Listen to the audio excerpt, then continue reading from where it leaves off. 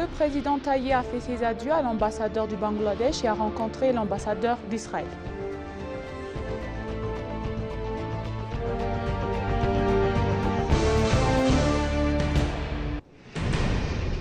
Ethiopian Airlines et Archer ont signé un accord pour le déploiement de Midnight dans le cadre du programme de Launch Edition.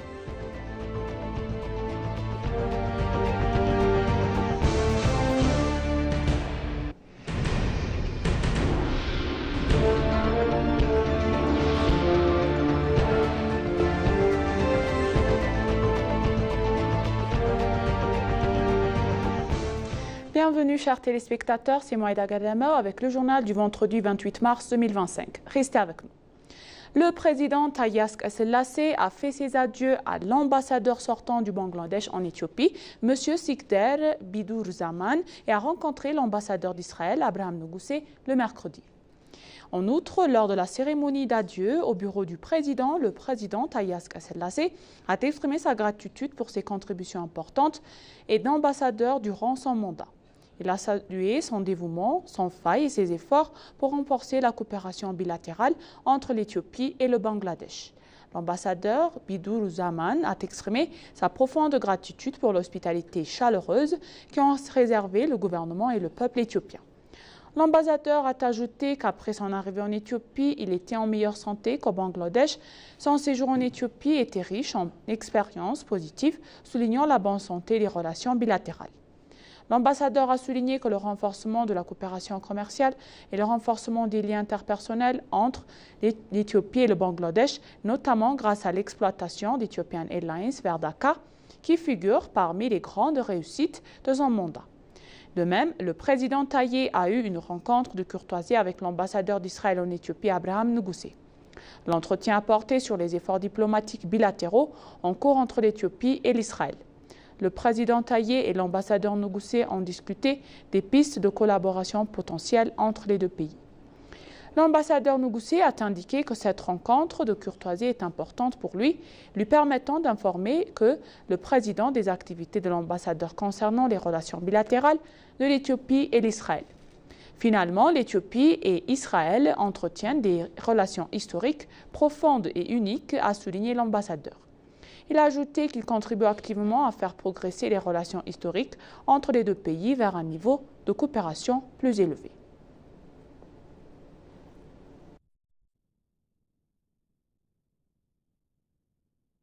Le président de la CUA a exprimé sa profonde préoccupation face à la détention du premier vice-président du Soudan du Sud, M. Riek Machar. Le président de la Commission de l'Union africaine, M. Mohamed Ali Youssouf, a exprimé sa profonde préoccupation face aux informations faisant état de la détention du premier vice-président de la République du Soudan du Sud, Riek Machar. Dans sa déclaration, le président a indiqué que l'Union africaine souligne l'impératif pour toutes les parties prenantes de désamorcer la situation et de respecter l'esprit et la lutte contre l'accord revitalisé sur la révolution du conflit du Soudan du Sud, qui demeure la première angulaire d'une paix durable, de la stabilité et de la réconciliation nationale. Le bien-être du peuple sud-soudanais doit demeurer la priorité absolue et tous les efforts doivent viser à créer un environnement propice à une paix et un développement durable, a déclaré le président de la Commission.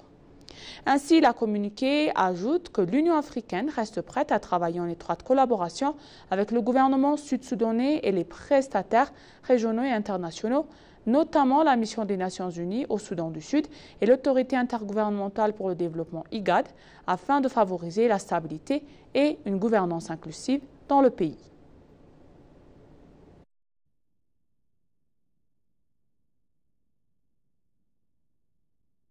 L'autorité intergouvernementale pour le développement, autrement appelée IGAD, exprime sa gratitude inquiète face aux informations faisant état de l'assainissement de la résidence de Riek Machar, Teni, le premier vice-président du Soudan du Sud, et de l'escalade des tensions politiques dans le pays.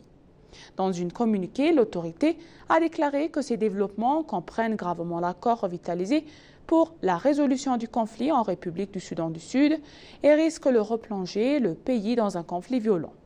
Le secrétaire exécutif de l'IGAD, Wark Anagabayew, a appelé toutes les parties à s'abstenir immédiatement de toute action unilatérale contraire à l'esprit et la lettre de la RARCC, qui demeure le seul cadre viable pour une paix durable au Soudan du Sud.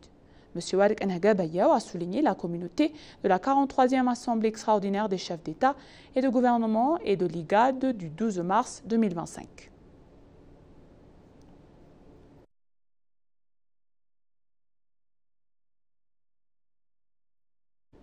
La Commission éthiopienne d'investissement et l'Agence de nouvelles éthiopienne ont signé un protocole d'accord visant à renforcer le potentiel d'investissement étranger du pays. La Commission éthiopienne aux investissements, M. Zellek Atamaskan et le PDG de l'agence éthiopienne, Saifa Darrebe, ont signé un protocole d'accord hier. Le commissaire a déclaré à l'occasion que la Commission joue un rôle important dans la transformation économique de l'Éthiopie et la promotion des investissements. Le gouvernement a pris de nombreuses mesures pour créer un environnement favorable à l'investissement, a-t-il précisé, ajoutant que des efforts sont en cours pour soutenir et suivre les procès et les projets d'investissement qui ont démarré leurs activités dans divers secteurs.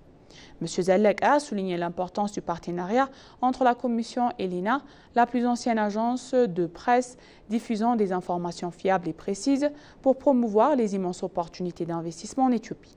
Saifa Darrebe, le PDG de la nouvelle agence de la nouvelle éthiopienne, a souligné que la signature du partenariat avec la Commission intervient à un moment où l'agence étend sa portée et ses partenariats en Éthiopie, en Afrique et au-delà.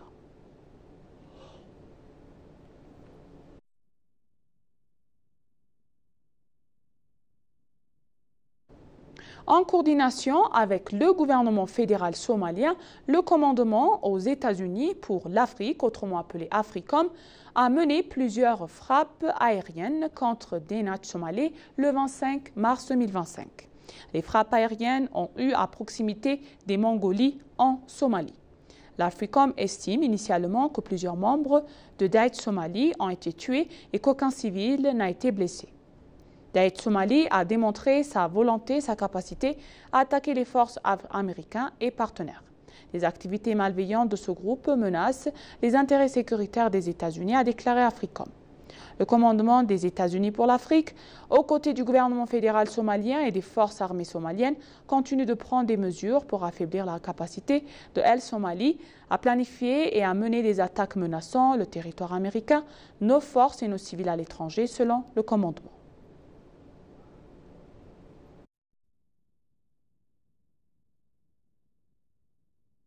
Le groupe d'Ethiopian Airlines et Arche Aviation ont signé un accord pour le lancement de l'aviation de Midnight Launch Edition, marquant une étape importante dans l'introduction de la technologie e-vol, autrement avancée en Éthiopie sur le continent africain. Ce partenariat vise à développer un réseau de taxis aériens tout en promouvant l'écotourisme. Ethiopian Airlines, première compagnie aérienne africaine et fier membre de l'Alliance Star, exploite un vaste réseau mondial desservant plus de 140 destinations internationales sur les 5 continents. Les deux partenaires vont désormais collaborer pour déployer un réseau de taxis aériens entièrement électriques dans la région, utilisant l'aviation de Midnight d'Arche. Arche a annoncé le programme de Launch Edition en février 2025 afin de créer un cadre de commercialisation évolutif pour le déploiement en toute sécurité d'aviation sur le marché pionnier. Cela lui permettra de démontrer les capacités de son avion de Midnight, de susciter l'adhésion du public, d'acquérir une expérience opérationnelle et de générer des revenus initiaux. Arche prévoit de déployer une première flotte d'aviation Midnight Launch Edition après qu'Ethiopian Airlines, avec une équipe de pilotes, de techniciens et d'ingénieurs Arche pour accompagner ce déploiement initial. Arche prévoit également de fourniture des infrastructures, logiciels de back-end et des applications de prévention front-end pour optimiser les opérations de mobilité aérienne urbaine pendant le programme de Launch Edition.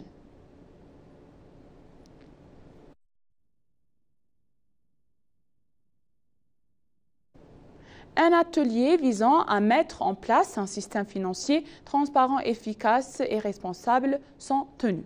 Un système financier autrement solide et bien organisé et contribuera significativement au développement national de l'Éthiopie, a déclaré hier le ministre d'État aux Finances, M. Eyob Tekaling, lors d'un atelier collectif et consultatif sur le compte unique du Trésor. Lors de l'ouverture de l'atelier consultatif sur le compte unique du Trésor, M. Eyob a déclaré que la gestion des liquidités publiques grâce à un système rentable, rapide et efficace est un devoir national. Selon lui, un système financier solide et bien organisé contribuera significativement à la bonne utilisation de chaque trésorerie publique collectée auprès de sources fiscales et non fiscales, de subventions, de prêts et d'autres sources pour le développement national. Un système de compte unique de trésor joue un rôle essentiel pour concrétiser cet objectif, a déclaré le ministre d'État, ajoutant que le système regroupe des liquidités publiques dispersées sans plusieurs comptes bancaires et un seul.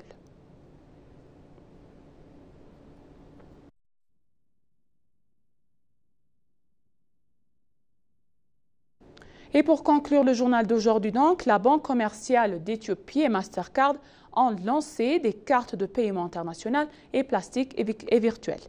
La Banque commerciale de l'Éthiopie et Mastercard ont lancé des cartes de paiement en plastique et virtuelles, marquant une étape importante vers la modernisation des services financiers et le développement de l'inclusion numérique en Éthiopie.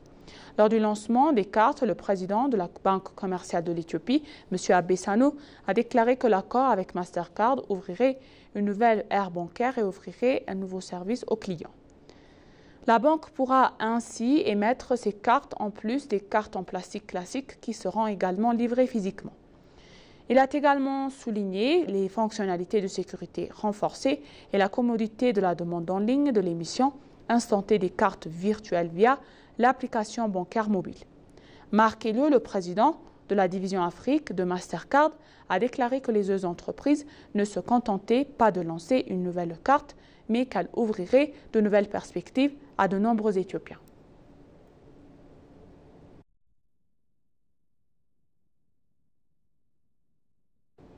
Et maintenant, chers téléspectateurs, je vous rappelle les titres principaux. Le président Taye a fait ses adieux à l'ambassadeur du Bangladesh et a rencontré l'ambassadeur d'Israël.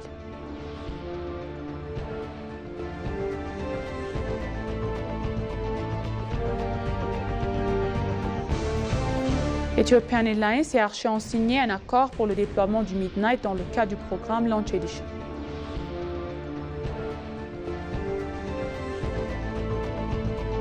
Merci chers téléspectateurs, ainsi s'achève le journal d'aujourd'hui. C'était Maïda Gadama et je vous souhaite une bonne journée.